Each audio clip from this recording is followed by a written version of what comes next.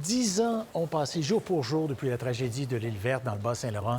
Un incendie qui a ravagé une résidence pour personnes âgées. Caroline, on en parle encore 10 ans plus tard. Je comprends, ça avait fait 32 victimes parmi nos aînés. Oui, 32 personnes âgées entre 80 et 99 ans. Des personnes à mobilité réduite qui étaient restées pour la plupart coincées dans leur chambre, dans la résidence ou sur leur balcon en attendant les secours. Donc, vous les voyez toutes ces personnes qui ont péri cette nuit du 23 janvier 2014, effectivement, 10 ans jour pour jour. Tout avait commencé autour de minuit. Marc-André, on a préparé la ligne du temps pour rappeler un peu comment ça s'était passé. Ça nous en dit long quand on voit les chiffres comme ça. Bien voilà, minuit 22, première alarme d'incendie. C'est la centrale d'alarme qui appelle à la résidence du Havre et qui demande s'il y a bel et bien un feu, si on doit contacter les sapeurs. Et finalement, donc, on appelle les pompiers avec la centrale 911 et donc, c'est le chef pompier qui, plutôt que d'appeler du renfort tout de suite, se rend sur place avec son véhicule personnel, va constater l'ampleur de l'incendie et va déclarer l'alerte générale pour les sapeurs de l'île Verte, qui sont environ une quinzaine, des pompiers qui sont à temps partiel, un peu comme des pompiers volontaires à l'époque. C'est comme ça qu'on pouvait les appeler. Minuit 38, cette photo-là est intéressante parce que c'est une photo prise par une passante qui va révéler que l'incendie a commencé dans la cuisine, là où se trouvait le gardien de nuit lors de l'événement. Lui qui a toujours prétendu que c'est un article de fumeur dans une chambre juste au-dessus qui était la cause de l'incendie. On ne connaîtra jamais la cause, finalement, donc de ce feu qui a ravagé la résidence du Havre, malgré l'enquête du coroner. Mais la Sûreté du Québec avait établi que l'incendie avait commencé véritablement dans la cuisine. Il n'y a toujours pas de camion de pompiers à minuit 38.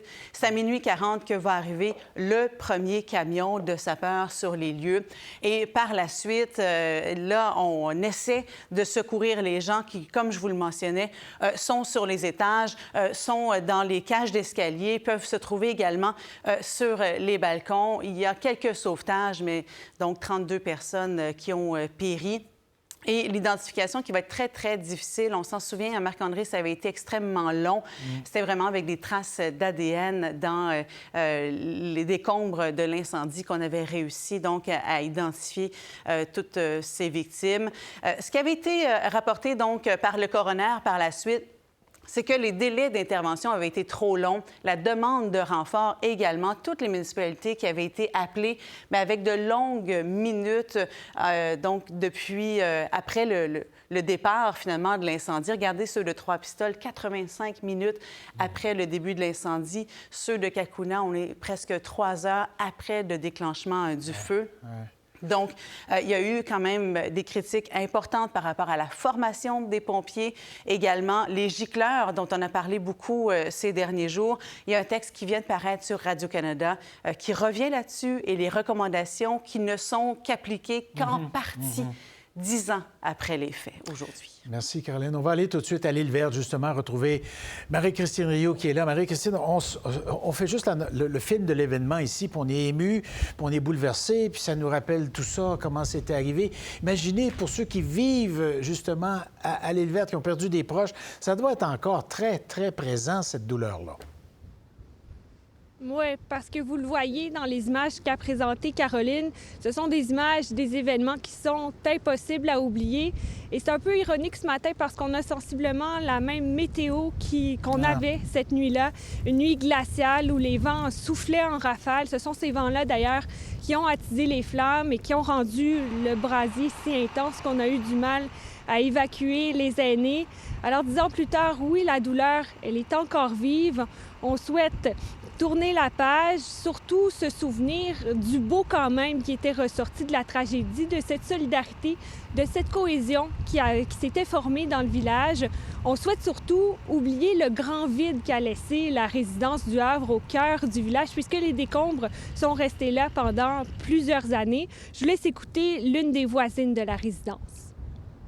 Le feu, là, le feu rouge, là, c'était immense de voir ça. J'ai eu ça pendant 5 ans de temps, à penser au feu, parce que c'était en avant de moi, là.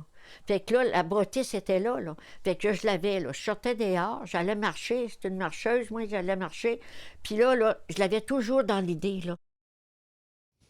Mon Dieu, qu'elle décrit bien comment on doit se sentir, cette citoyenne. Dites-nous maintenant, 10 ans plus tard, l'ensemble des citoyens, on se trouve dans quel état d'esprit? Bien, on souhaite rendre hommage aujourd'hui à ceux qui ont disparu, mais surtout, je vous le disais, on souhaite tourner la page, se projeter dans l'avenir. Et dans le village, on ne veut plus vraiment en parler de cette tragédie-là.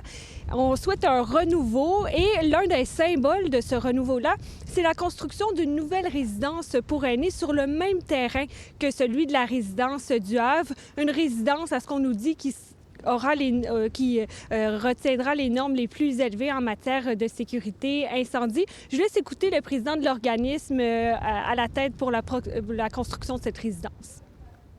Ça représente un retour à la vie normale après 10 ans. Un retour à la vie normale qui va avoir des gens, ça va être un milieu de vie qui va recommencer. Puis on va effacer le passé, on va recommencer un nouveau chapitre. Une marche commémorative est organisée ce soir entre la caserne incendie et le monument à la mémoire des disparus. Un événement organisé un peu à la dernière minute, justement, parce que les gens ici n'étaient pas certains de vouloir rouvrir le livre de ce mauvais souvenir-là. Bon, mais très bien. Alors, s'il fait la même météo qu'il y a 10 ans, retournez tout de suite au chaud, un café, chocolat chaud, parce que ça paraît avec le vent, l'air frais du fleuve, hein? On va le dire comme ça. Voilà. Merci. À plus tard. Voilà. Au revoir. Pour voir nos émissions en entier, rendez-vous sur la chaîne Ici RDI.